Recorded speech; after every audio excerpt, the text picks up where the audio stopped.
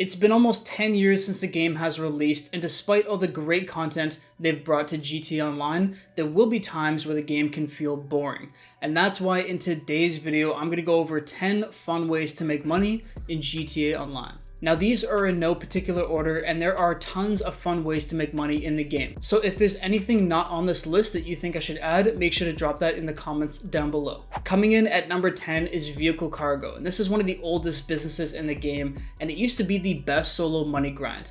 Essentially, the way the business works is you go out, steal cars, bring them back to a warehouse, and then sell them for a profit.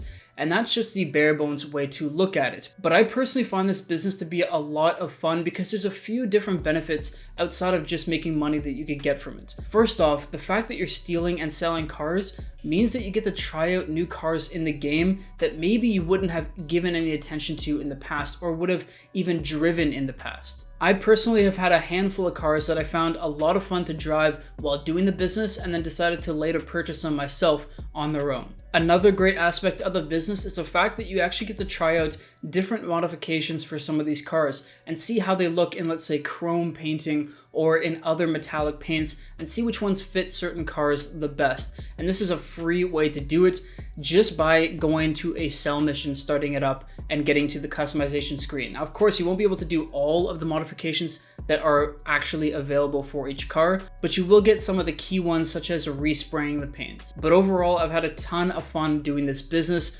because I get to try out new cars, try out new modifications, and get to make a decent amount of money. Because if you do source only top range vehicles, sell them in private or public lobbies, you could be making anywhere between $240,000 to almost $400,000 every single hour. Coming in at the number 9 spot is races, and these haven't been a viable way to make money for many years, but I would see the money as just a side bonus. Really, at the end of the day, it's about racing the cars, taking the cars that you've worked so hard for in GTA Online, souping them up, and then putting them against your friends' cars or other people in random lobbies. Now, unfortunately, there's not many people doing it now in just public lobbies. You will most likely need to get a friend group together to do these, at least do them consistently, but they are a ton of fun to do, especially when you venture out into the stunt races realm, when you could actually switch up which vehicles you're using within the race. It's a ton of fun, so I highly suggest checking this out and revisiting one of the OG ways to make money but also to have fun. Next up is something that goes almost hand in hand with races, and that is the original Rockstar created jobs, or just Rockstar created jobs in general. There is a wide variety of different missions you could do and jobs that you could do that are a ton of fun. And usually the best time to do these or to try these out is when they happen to go double or triple money each week. And if you guys don't know, each week in GTA Online, starting on Thursday, there are double and triple money bonuses for select jobs. And oftentimes, this is a great time to go in, try out a new job that was added, like the death matches this week, or to just do other things that you haven't done in some time. Regardless, I find this a much better way to play with or compete against other players in the game, because public lobbies have sort of become a jungle. So with that being said, I just don't think you could go wrong with making some money on the side while also doing some cool missions and challenges. And that perfectly leads me into number 6 on the list, which is businesses that receive a money bonus for the week. Once again, similarly to the Rockstar created jobs, there will be a business or many different businesses that receive money bonuses each week for GTA Online, and that is a great time to either purchase a business and try it out, or if you already have it, to grind it some more, because oftentimes they end up becoming one of the best ways to make money in the game, but also it keeps things fresh, because I find that it's really easy to get into the habit of just grinding the same businesses over and over and not switching it up, because those certain businesses like the Cayo Perico Heist make the most amount of money. But I think there can be a lot of fun had if you just expand the horizons, try out different businesses, and find new creative ways to make money in the game. Up next at number 5 is going to be gambling at the casino. Now, I can't say that this is a guaranteed way to make money because we are gambling, but you gotta say that trying to make money at least at the casino in GTA Online is a lot of fun. Now, there's tons of ways that you could do this.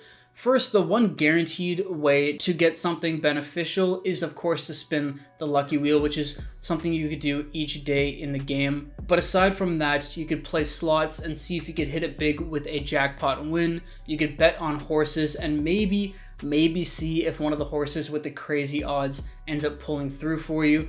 Oftentimes it's not, but you could wish, I guess. Or you could play other table games like blackjack, poker, and roulette. And all these are a ton of fun to try out. But remember, gambling does not equal guaranteed money. You are gambling, so gamble at your own risk. Number 4 on the list is something that's a little bit out of left field, and that is parachute jumps. Now these are available all around the map. There's 10 in total, and they are daily events. And if you complete all 10, you will earn $150,000. And they're pretty simple. You go to whatever location it is on the map, start up the challenge, and you're gonna have to go through a bunch of different checkpoints within a specific time frame to complete the challenge, get the gold medal, and then get the money bonus at the end. While these are relatively straightforward and there's not much to them, I personally find it's a lot of fun challenging yourself to see if you can complete these, because oftentimes, unless you're very good at the game, it will take a couple tries to do it.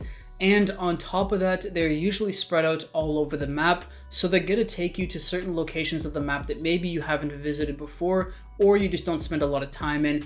And because you're essentially flying through the sky in those locations, you'll get a better look at the scenery and maybe just learn a little bit more about the map and the game in general. So with that being said, they make an okay amount of money, but it's more so about the challenge and the scenery.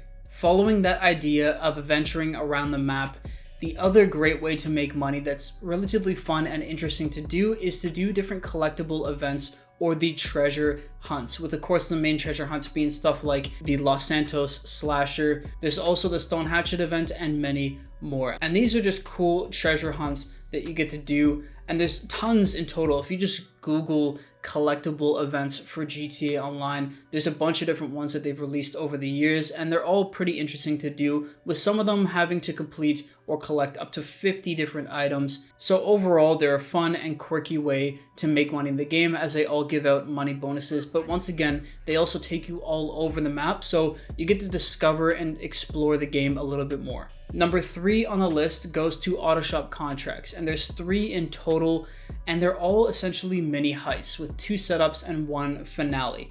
There is one that of course stands out the most because it pays out the most, which is the Union Depository contract. But in order to keep it fun and enjoyable, I would suggest trying out all 8 to see which ones you like the best. Now, the reason why I have these on the list today is because, first off, they're all relatively interesting storylines if you play through them and you take your time with them, but also they have quite a bit of variety or freedom in how you complete them.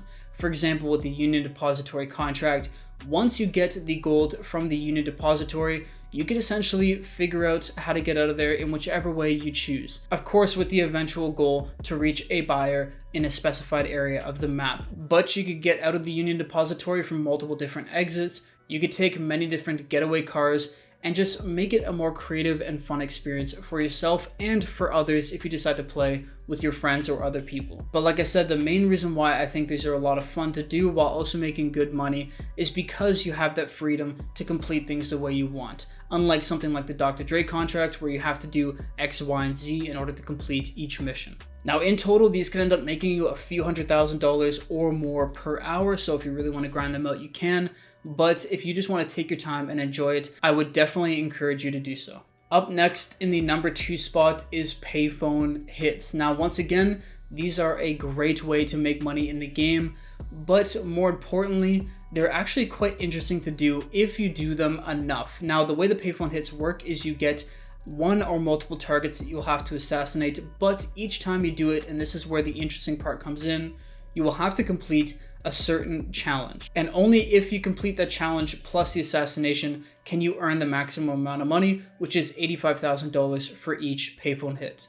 Now, there's a wide variety of challenges that you could get, but there are a few of them that I find the most fun to do and that are my favorites.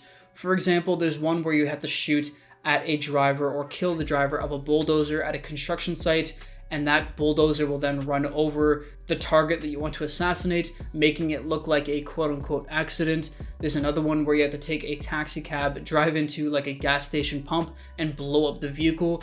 so that once again it looks like an accident.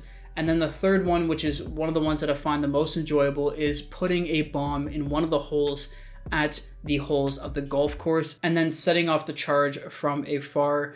And all of these are just very creative and interesting ways to make money and to enjoy the game. They feel more like a true assassination or a true mission that we have to complete, not something that we just mindlessly play over and over. And with that, it is now time for the number one spot, which of course, funny enough, is going to go to the Cayo Perico Heist. Now, I'm not saying this in a way of strictly making money, because of course, it is the best way to make money, whether you're solo or a player that plays with other people. You could be making over $1.3 million for about an hour's worth of work. But that's not the most important thing. I think something that often gets forgotten is the fact that the Cayo Perico Heist actually has a ton of variation in how you could complete it. And it's really easy to get caught up in the fact that because it's the best money-making method, that we should do it in the most efficient way possible. When really, even if you took your time trying a different approach to get to the primary target, or even steal secondary loot from other locations, it doesn't matter how long it is. It could take 2 hours if you want. Even then, it's still making more money than any other method in the game. So really, I would just take your time and play through it and try out different ways to enjoy the Cayo Perico Heist. Now, something I've found to keep the heist pretty fresh for myself is trying out different approach vehicles. So sometimes I'll use a long fin and go onto the island from there. Other times I've halo jumped out of the Alchemist. And even then, there's 3 other approach vehicles that we can use. I also found challenging myself to get loot from many different locations on the map is also a fun way to spice up the heist. But no matter how you do it, I would always suggest approaching the heist from the perspective of having fun and just enjoying the game. And with that, that is 10 fun ways to make money in GTA Online. If you think I missed anything, let me know in the comment section down below. And if you guys are looking for players to play with and friends on whatever consoles you're on, make sure to put that in the comment section down below as well with your gamer tag. Anyways, that's all for the video. I'll see you in the next one. Peace.